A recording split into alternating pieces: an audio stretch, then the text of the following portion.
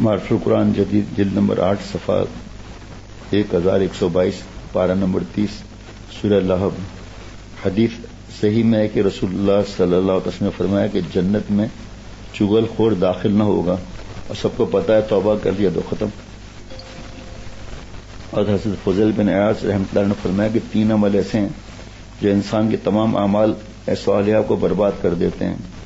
روزے دار کا روزہ اور وضو والے کا وضو خراب کر دیتے ہیں، یعنی غیبت، چغل خوری، جھوٹ. یہ تو سنا تھا کہ بھئی چغل خوری گناہ ہے، ادھر کی بات ادھر کرنا، لیکن مدارک جدید جلد نمبر 4 ادب کے باب میں لکھا ہے کہ چغل خوری کا مطلب ہے کہ ادھر کی بات ادھر کر کے آپس میں لڑانا اور خوش ہونا.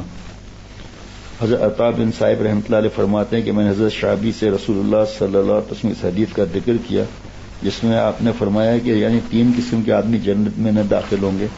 نمبر 1 ناحق خون بہانے والا، چغل خوری کرنے والا، اور تاجر جو سود کا کاروبار کریں.